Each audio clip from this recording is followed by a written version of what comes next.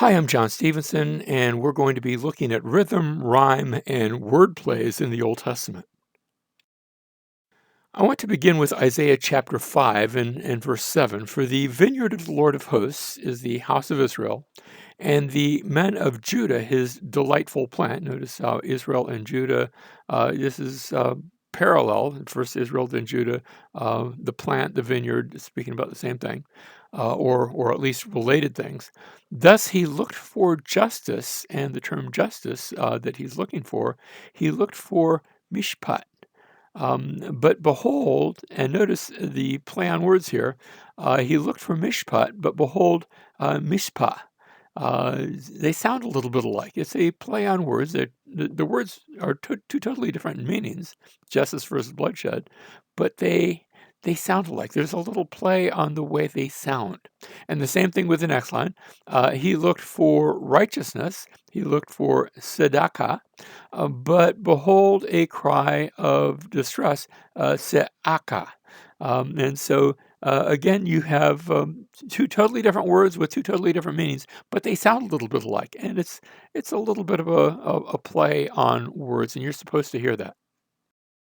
Another place where this takes place is, and this is where we're going to spend the rest of our time, is going to be in Micah chapter 1. We begin this section, Micah chapter 1 and verse 10, where the prophet says, Tell it not in Gath, weep not at all. Gath, of course, is the name of a Philistine city. And when he says, Tell it not in Gath, it's a familiar line. It would be like hearing by the bombs, let's see, how did it go? By the rocket's red glare and bombs bursting in. And you already know the rest of the line if you're familiar with the United States Star Spangled Banner. The same thing here, Tell It Not in Gath, is part of a much older song going back to 2 Samuel chapter 1 that David sings at the death of Saul. Your beauty, O Israel, is slain on your high places. How the mighty have fallen. Here's the line. Tell it not in Gath. Proclaim it not in the streets of Ashkelon, lest the daughters of the Philistines rejoice. And it goes on from there. But he borrows that line to kick off the song, and it tells you that there's a song happening, that there's going to be some wordplay that are going to take place. So here's our passage. Tell it not in Gath, weep not at all. At Beth Le'afra, that's Beth is the Hebrew word for house, so house of dust. Roll yourself in the dust. You see the little play on words with the name. Next, verse 11, go on your way, inhabitants of Shafir. Now, inhabitants of Shafir, the, let's see, Yoshevet Saphir.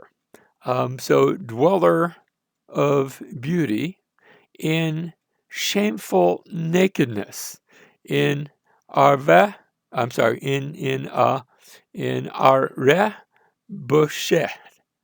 Now, at first, when you hear that, you say, "Is there a wordplay there?" Take a look at that that term dweller, uh, uh, yoshveth, yoshveth, and then listen to the sound of bosheth. Um, there's a little bit of a rhyme there. Doesn't come through in English at all, but it does come through in Hebrew. And so there's a word play. Next, we continue, and we have the inhabitant of Za'anan. And in English, we're writing that with a Z. It's actually Za'anan with a like a TS sound with that sadi. Does not escape. He lo yatsa. Notice the sa'an, and he does not sa'a. There's that, again, it's a little bit of a wordplay. It's the play on sounds. Next, we have the lamentation of Beth Ezel, the house of joining. He will take from you its support. Instead of joining, it's going to take that which holds it up, the joining of a house, and it's going to take it apart. Think about a house that's divided isn't going to stand. And that's the idea here. Verse 12, for the inhabitant of Maroth, and the term Maroth, Mara is bitterness, so this is like the plural of that. So the inhabitant of bitterness, becomes weak waiting for good, because a calamity has come down. Ki yarad ra. You notice the sound of that. Maroth yarad ra. You're starting to hear a lot of the rolling of the R's.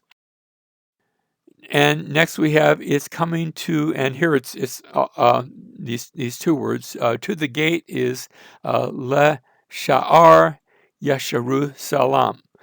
So again, you can just in those two words, you can hear a little bit of rhyming. You see, you don't normally do rhyming in Hebrew unless it's by way of a pun, and that's the sort of thing that we're having here.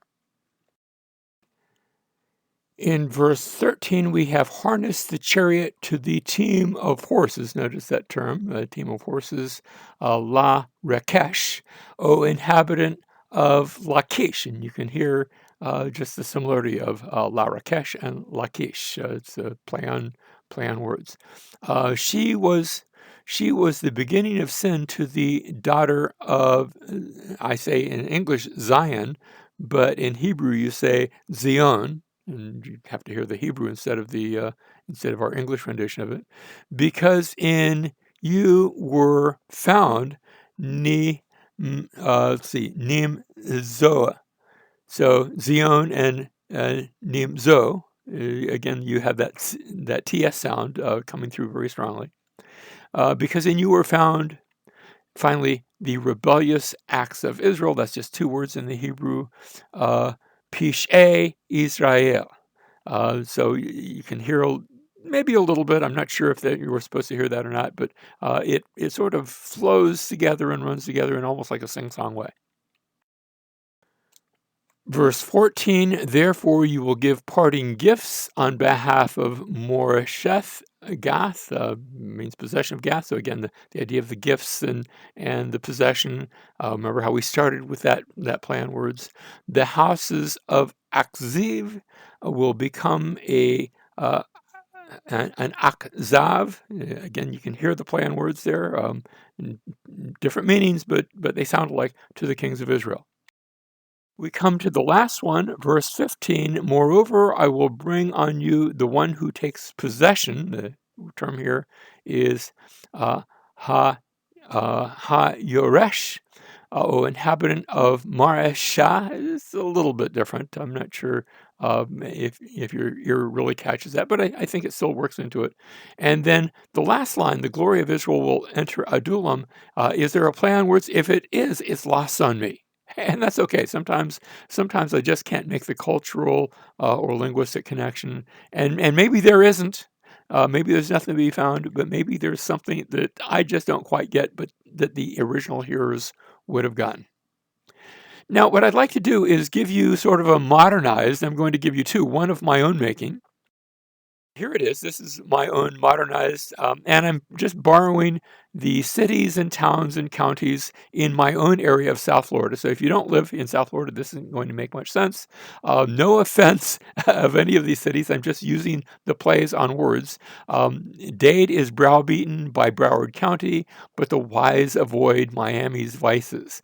Boca Raton has clothed its mouth. You have to know a little bit of Spanish to make that work. Toward those that travel on I-95 South. And the homeless stay in Homestead instead of Fort Lauderdale's louder fails to Judgment Sales. With the coming of day in Delray, the sun will set in sunrise. As the gate is locked in Margate, the lights are out in Lighthouse Point, and the deer have fled the field of Deerfield Beach.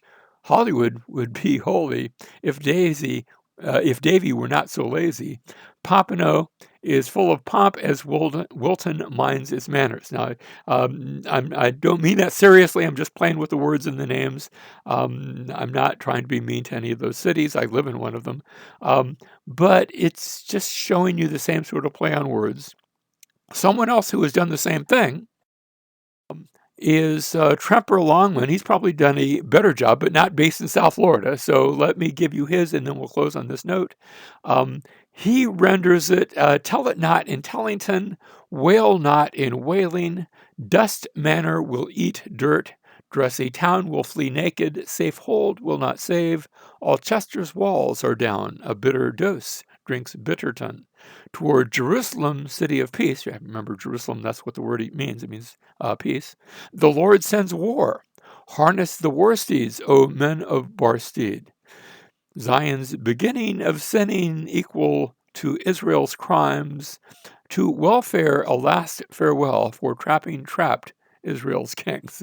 So thank you, Trepper. Nice job to capture the flavor of this passage that is missed to us when we read it by translation. The meaning is still the same, but we miss some of the flavor.